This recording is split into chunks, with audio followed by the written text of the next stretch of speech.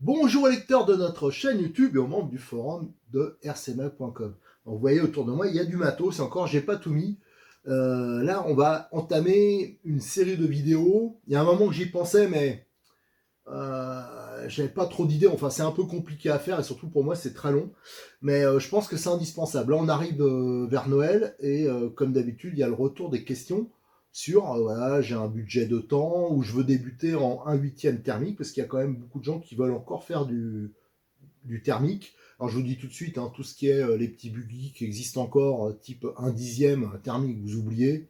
Généralement, ils marchent pas bien. En plus, les moteurs sont plus faibles cylindrés, style des 2.5. Et avec la diminution, ça on y reviendra après. J'ai mis des bidons de carburant là. Mais des taux de nitro dans le carburant, ils deviennent plus difficiles à régler. Donc en plus, voilà. Oubliez, ça c'est... il faut, si vous voulez faire du nitro, il faut faire enfin, des moteurs à essence. Hein. Les voitures à moteur à essence, c'est uniquement le TT 1/8.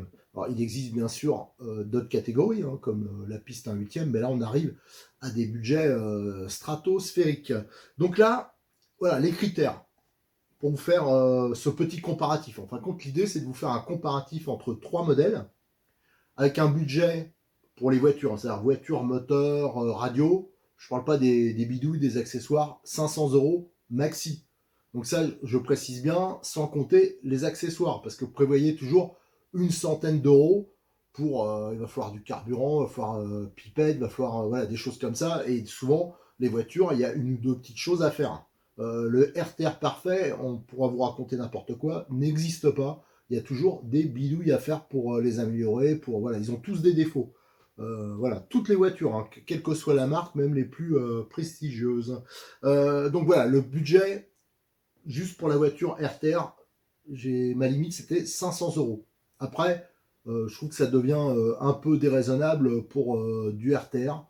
Voilà, donc ensuite, le deuxième critère, c'est que ce soit des voitures qui ont un distributeur en France. C'est-à-dire qu'on a un interlocuteur et que n'importe quel magasin puisse avoir les pièces. Et pour moi, c'est très important. Parce qu'il y a beaucoup de voitures, il y en a beaucoup qui poussent à prendre certaines voitures qui souvent sont vendues que par un ou deux magasins.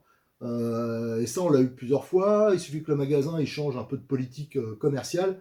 Mais on n'a plus les pièces. Alors, il faut commander à perpète. Et surtout, il n'y a pas de concurrence entre les magasins. Donc, on ne peut pas se dépanner. Voilà, vous prenez un Kyosho. Là, j'ai mis un Kyosho et un Obitech. Quasiment tous les magasins le font. S'il y a un à pas la pièce, on le trouvera ailleurs. Donc ça, c'est voilà, pour moi, c'est indispensable.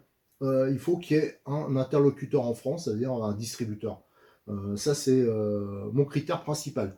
Ensuite, deuxième critère, enfin deuxième, j'en suis au deuxième, au troisième, enfin voilà, un des critères, c'est que les voitures, je les connaisse, et que je les connaisse pas qu'un peu. Et là, c'est le cas, c'est des voitures que j'ai démontées plein de fois, que j'ai roulé avec. Tiens, si je prends le cas du Neo, ça c'est une voiture qui est ancienne, voilà, qui est très ancienne et qui a été championne du monde en tout terrain, tout ça. C'est une voiture que j'ai roulé des années avec, ça s'appelait à l'époque le MP75. Hein.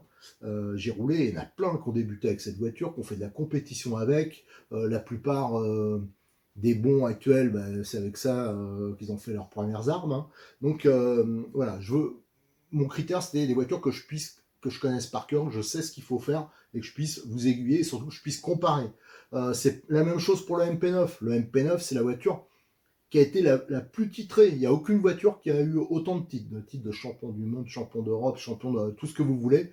C'est voilà, une voiture de légende et qui existe maintenant, qui n'existe plus en voiture de compétition, mais qui existe en RTR.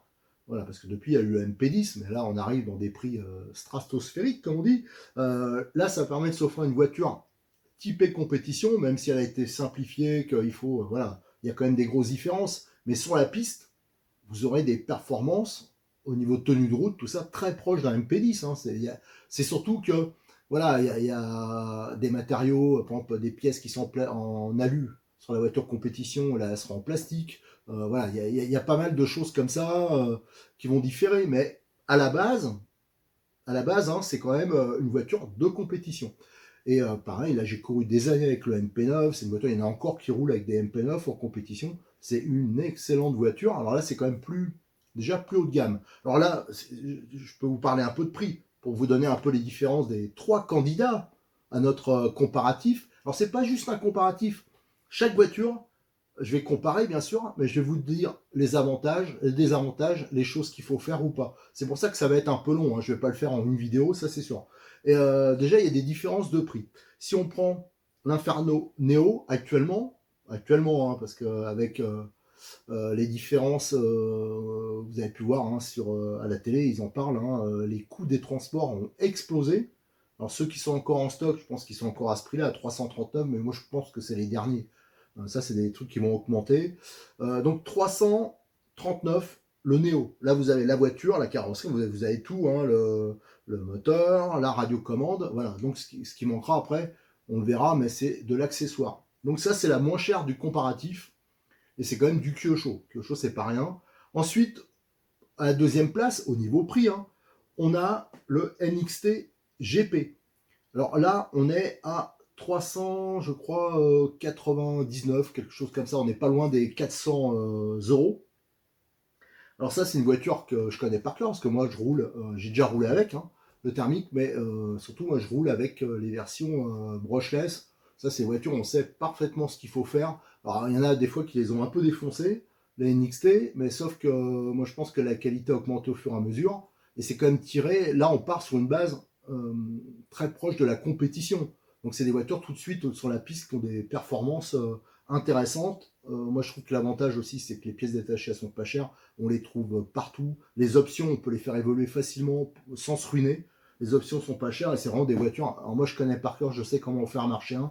Je vous ai fait les vidéos dernièrement des NXT, RTR, brushless et aussi la version en Evo 4 maison. Et j'avais fait aussi un test d'endurance avec le RR. Vous avez pu voir sur les vidéos, ceux qui étaient présents quand j'ai roulé. J'ai fait 2 jours de roulage RAS, quoi. Et les voitures, elles marchent vraiment super bien.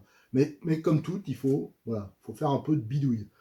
Et donc après, la plus chère du comparatif, hein, ça va être celle-là, elle est donc là, quasiment 500 euros. Hein.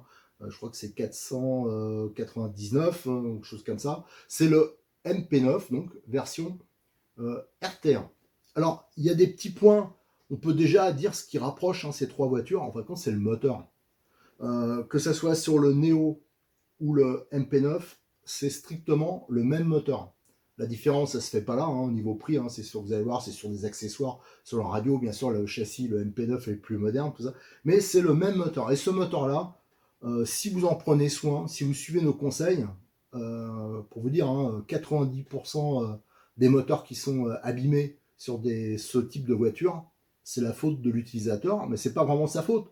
C'est parce que soit il n'a pas été bien conseillé, hein, notamment tout ce qui est filtration, tout ça, ou alors voilà, des mauvais carburants, enfin il va y avoir plein de choses, des mauvais réglages. Ça, quand on est débutant, c'est compliqué les réglages. Donc la plupart du temps, moi je peux vous assurer, moi le moteur on a fait 20 et quelques litres avant que je le démonte pour vous faire les vidéos bilan. Ça je vous invite à le regarder, hein, tout ce qui est Néo par exemple, je vous ai fait plein de vidéos là-dessus, sur le rodage, la préparation, le bilan après 20 litres, enfin on a fait plein de choses là-dessus. Et le moteur était nickel. Et c'est un moteur, moi j'ai jamais calé avec. Tandis que quand vous prenez des moteurs plus haut de gamme, des fois, c'est sûr qu'ils sont plus puissants, mais ils sont souvent plus capricieux. Alors donc là, on aura plein de choses à dire là-dessus, mais en parlant du moteur, j'avais eu la surprise, parce que le NXT il est un peu plus récent, en version GP, cette version-là. Quand je vous avais fait la présentation, j'avais démonté le moteur, j'ai dit mais c'est le même. Et en fin de compte, on voit que ça sort de la même boîte, il est assez similaire, mais en fin de compte, il y a des pièces qui sont pas compatibles. Ils ont fait en sorte que les chemises pistons, c'est pas tout à fait. Voilà, c'est pas les mêmes, c'est pas vraiment les mêmes moteurs, mais on voit que ça sort de la même boîte. D'ailleurs, j'en ai un là qui est démonté devant moi. Il me servira quand je vous montrerai plus en détail les voitures. Donc voilà, donc vous avez déjà les trois prix, hein, donc le Neo c'est le premier, le moins cher, après vous avez le NXT, après vous avez l'Inferno, le MP9. Et là, sur cette base-là, on va pouvoir comparer les équipements et voir un peu toutes les choses qu'il faut prévoir en plus. Voilà, parce que ne vous faites pas avoir. Si vous voulez faire du nitro, vous êtes débutant, vous y connaissez rien, réfléchissez bien avant. Parce que le nitro, c'est quand même la catégorie, je vais pas dire la plus compliquée, mais quand même, ouais, on se retrouve un peu seul pour régler les moteurs. Alors déjà, alors, j'avoue qu'avant, je disais toujours, allez en club. Le problème, je pense qu'il y a beaucoup de clubs qui réagissent pas bien. Quand ils voient quelqu'un arriver avec un RTR, je vois sur le forum souvent les réactions, les gens, ils se pincent un peu le nez. Et moi, je le vois, hein, je suis dans un club, là, j'ai bien vu, il y en a qui sont arrivés avec des Neo, MP9 RTR.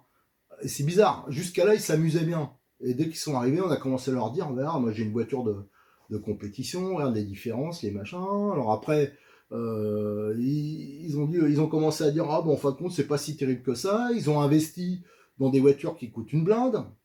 Et ils sont aperçus qu'après, financièrement, ils ne pouvaient pas suivre, et même techniquement, il faut être un minimum bricoleur, tout ça, et après, ils arrêtent. Et après, on voit des petites annonces. C'est pour ça qu'on voit souvent des petites annonces des gars qui vendent du matériel qui est assez récent. Ils ont acheté le top des tops, et après, ben, ils voient qu'ils n'arrivent pas à s'en sortir.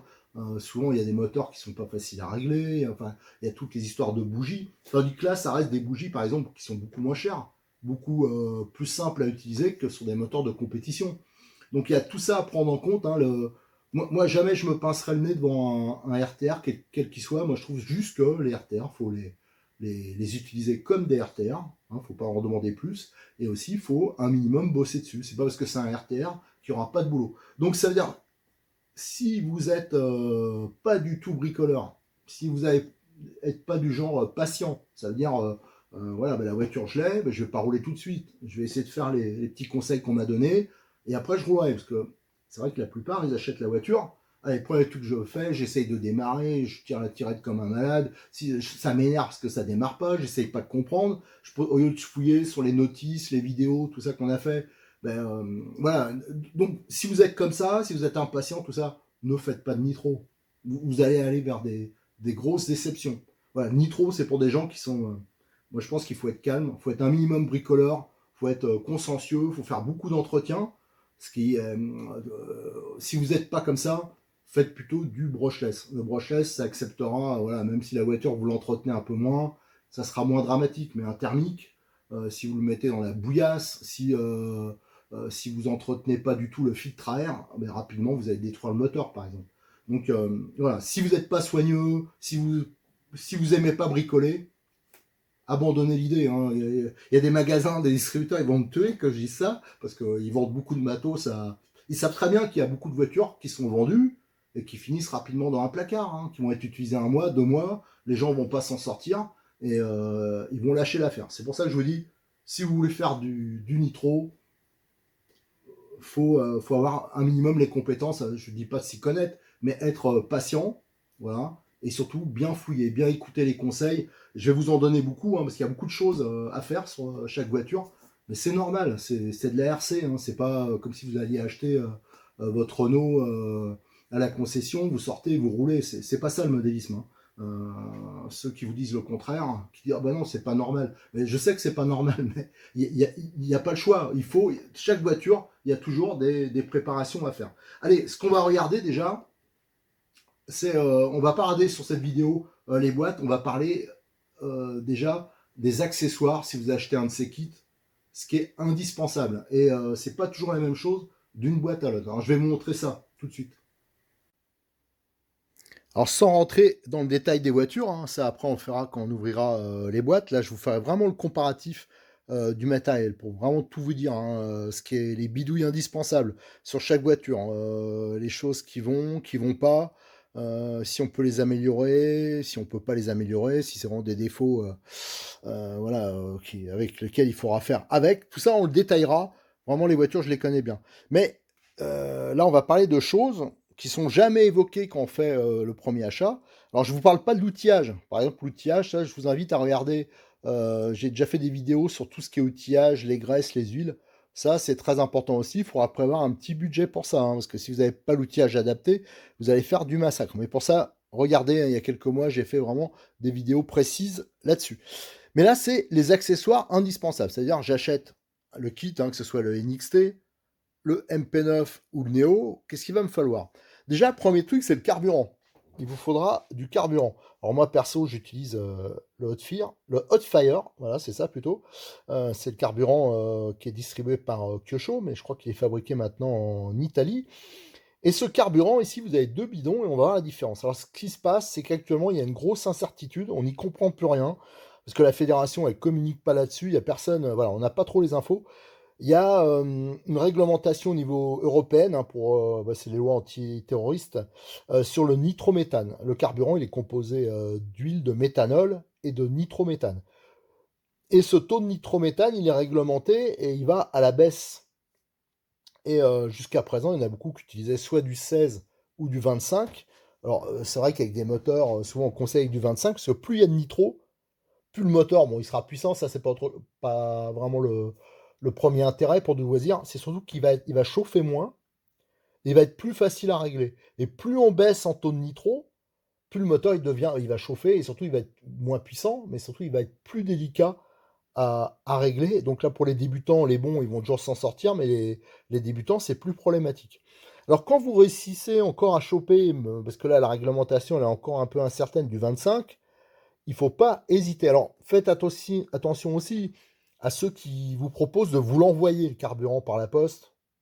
Là, c'est des margoulins, hein, parce que la plupart, ils n'ont pas les contrats qu'il faut. Là, vous prenez quand même un risque, hein.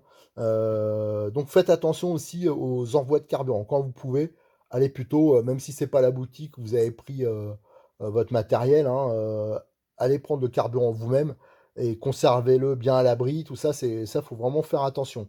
Et quand vous l'ouvrez, essayez de le consommer le plus rapidement possible, parce que il va prendre après l'eau. En fin de compte, et il va se dégrader le carburant. Donc ça, prenez plutôt des petits bidons si vous roulez pas beaucoup, des bidons de 2 litres comme j'ai pris là, et voilà, et il faut les utiliser assez rapidement.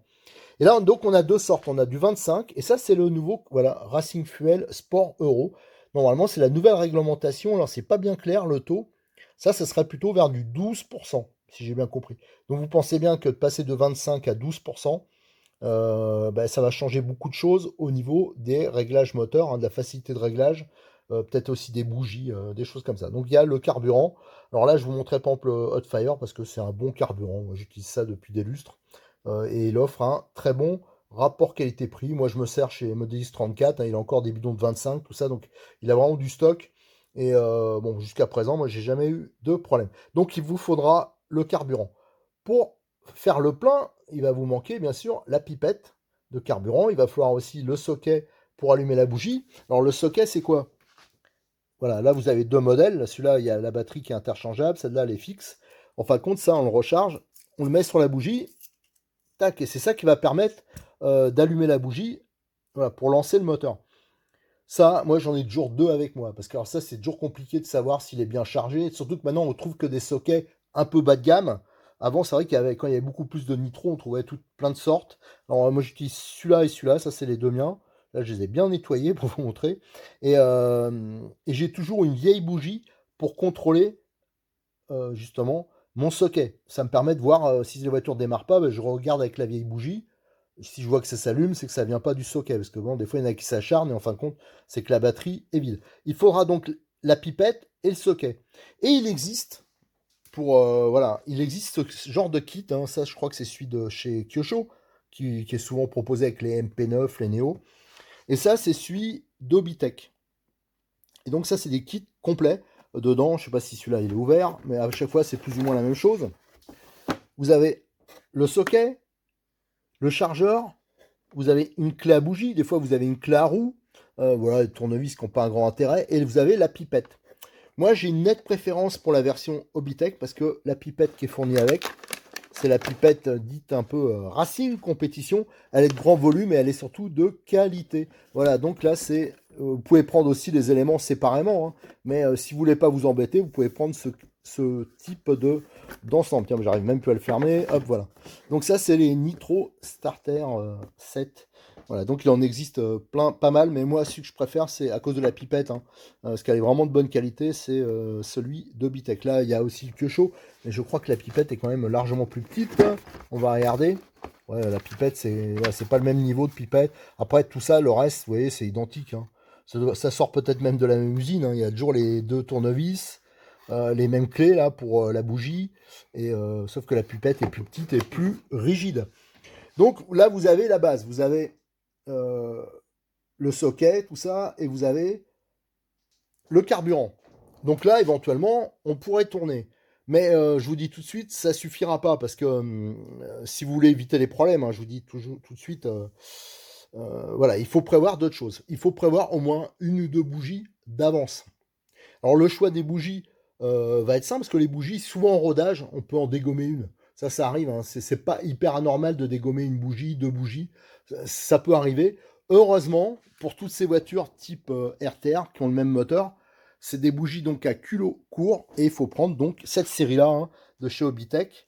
C'est les N5 et N3 notamment. Alors là, j'ai pas des N3 à vous montrer. Alors les N5, c'est plutôt quand il fait c'est l'indice. Voilà, c'est la taille du filament, le diamètre du filament surtout. C'est quand il fait beau, quand il fait chaud, mais plutôt quand on utilise du 25 aussi. Et les N3, c'est plus par temps frais et aussi quand on utilise du carburant faiblement nitré. Donc je vous conseille de prendre par exemple des N3 si vous avez du carburant faiblement nitré ou si vous roulez même avec du 25 mais l'hiver. Ça, il faut toujours avoir une ou deux bougies d'avance.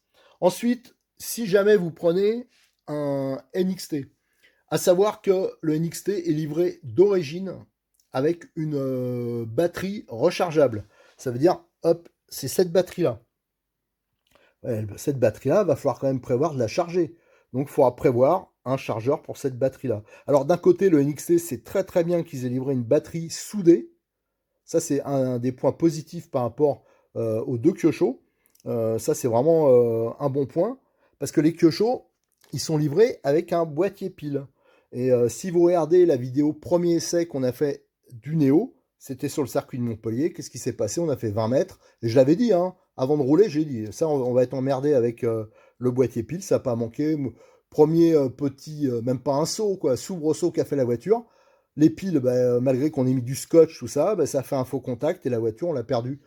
C'est arrêté. Donc, les Kyosho, les deux Kyosho, je vous déconseille fortement de rouler avec le boîtier pile. Le boîtier pile, vous le prenez et vous le jetez. Et voilà, ça oblige à acheter ce kit-là.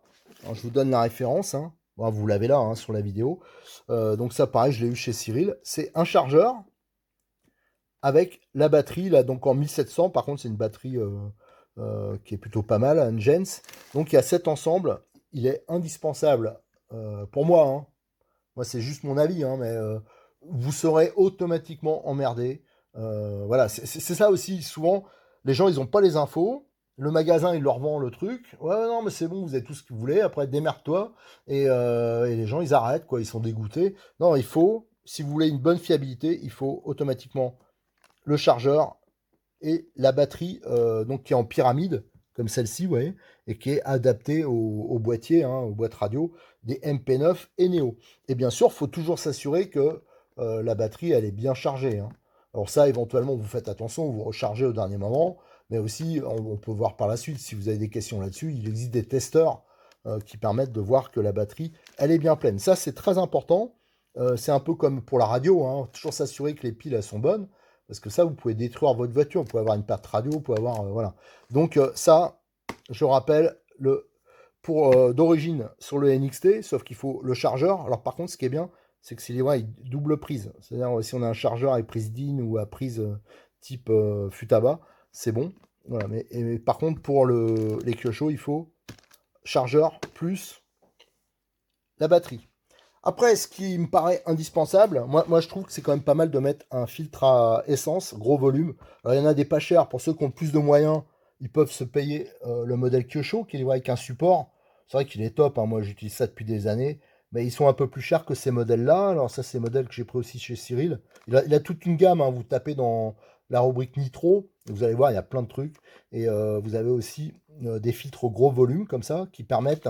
Alors déjà, ça permet de filtrer le carburant, mais surtout, ça fait une réserve de carburant quand vous prenez une gamelle. Parce que d'origine, les durites sont très courtes, elles sont trop courtes.